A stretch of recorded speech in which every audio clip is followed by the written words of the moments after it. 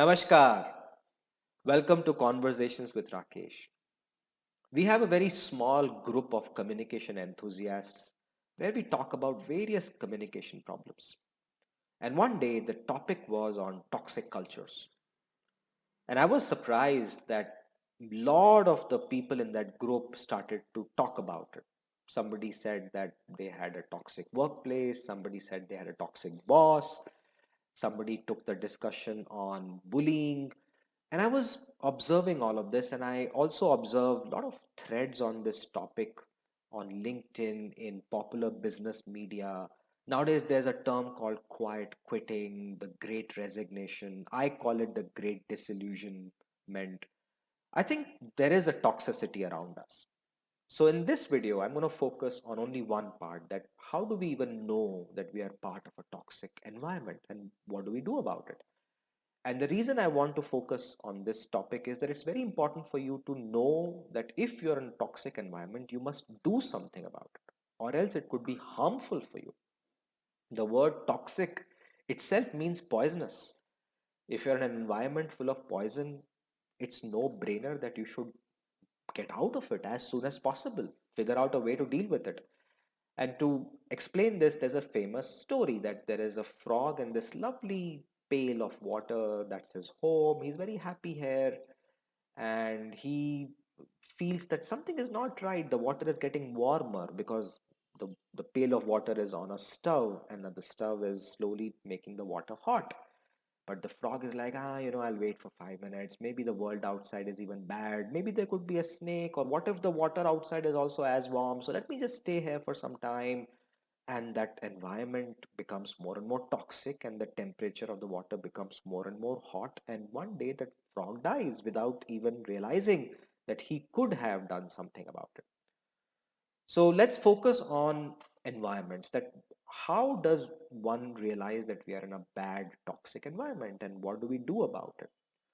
So I think there are three critical parameters.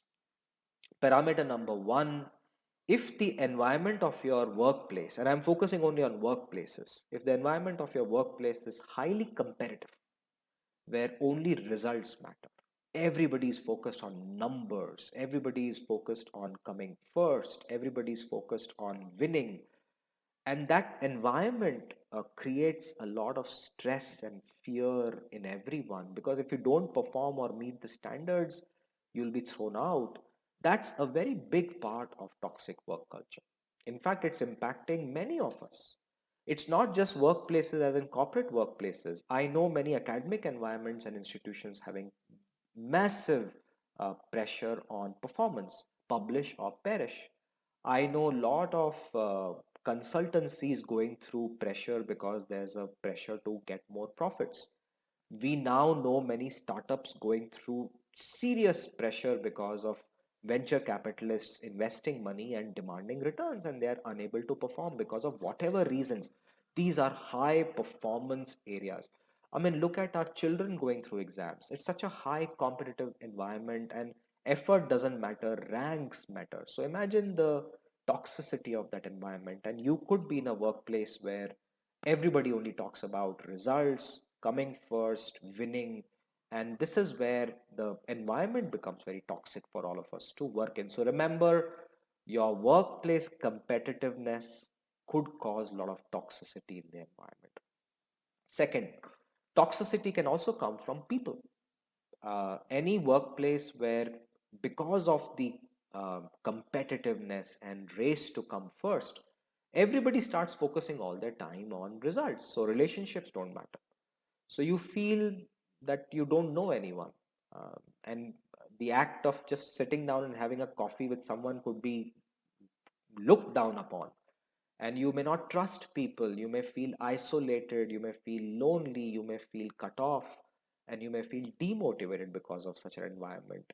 There could be politics, there could be backbiting, there could be suck up environment, there could be favoritists, there could be uh, groups that take decisions based on certain biases, and you are left out. So a group where people are not connected, where the trust is very low, where relationships are not given any importance, can be very toxic environment. So Because they are all very competitive, these things are a natural outcome of these companies. Third, an environment where you feel stifled, an environment where you feel that my voice is not heard, or you feel that if I say something, I'll be penalized, is also a very toxic environment. This is where a lot of youngsters feel that if I say something, my boss will penalize me, I may not get a good project. If I'm very open about my feelings, I might rub somebody the wrong way, which is not against the culture of the organization, and so on and so forth. That's why many people just choose to stay quiet. That's why when I do my classes and we work on with many companies, many of them don't even switch on their videos. And to me, that's a sign of a toxic culture. I don't think people don't want to switch on their videos. I think this debate of working from home and keeping videos off is a classic example that people don't want to come to the workplace, and people don't want to switch off their cameras because they're not feeling they don't feel like doing something. And that's why the great resignation, disillusionment, and quiet quitting is becoming a discussion. I think they're upset. They find the environment very toxic, and it's a wake-up call for corporate India, professional India, and entrepreneurial India to take notice. So let me summarize the conditions in which toxicity of a workplace can happen. One, extreme focus on competitiveness, results, numbers, winning. Number two, serious lack of relationships in people where you don't feel belong. There's a lot of politics and backbiting. And number three, a feeling of stifleness that my voice is not being heard.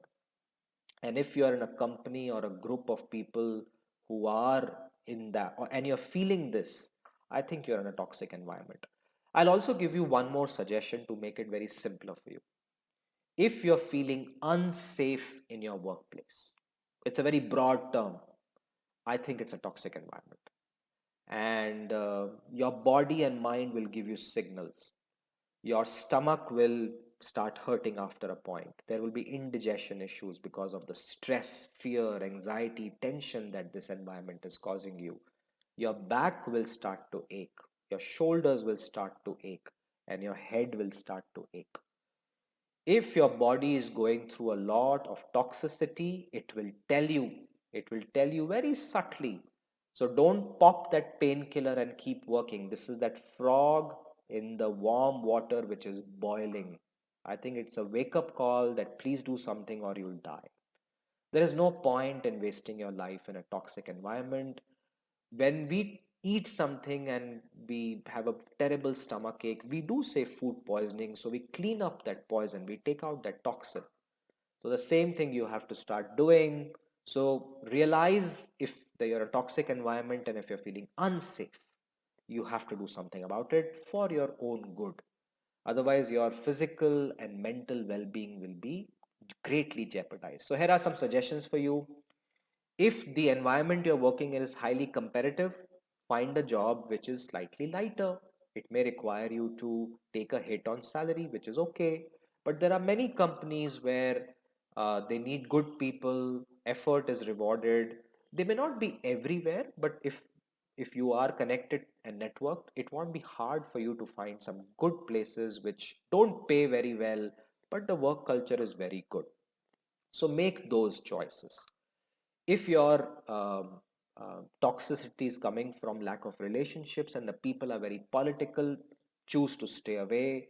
And if you are feeling stifled, then you need to speak up and be a lot more assertive and confident.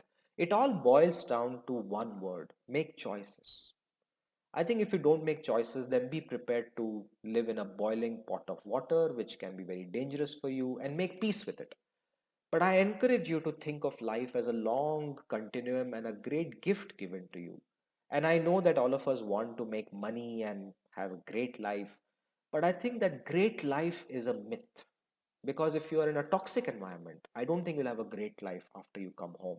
Because all that toxicity will come back and will harm you. So please identify whether you're in a toxic culture.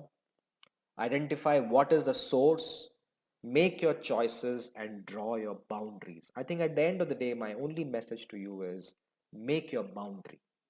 Make sure that you don't step out of that boundary. Make choices. I mean, tell yourself that I am okay not to have great cars and houses. I need to have a peace of mind. I want money to buy reasonable food, take care of my family, take care of their education. And there is no need for you to go beyond it because it impacts your mental and physical wellness. But if you're a person who wants to have everything and have to pay a price, then the price to pay is your health, because toxic environments can give you all those benefits for the short term, but over the long term, it could be bad for you. Think again. You have a great gift called life. I think you can enjoy it. You can also make money, and you can also be a little bit patient in making money. But if you're going to be in a hurry, always in a rat race, always being part of groups of people who are already thinking about becoming unicorns and billionaires, and everything else goes to hell, no relationships, no health, I think you are that frog in that boiling water. So wake up and do something about it and stay safe.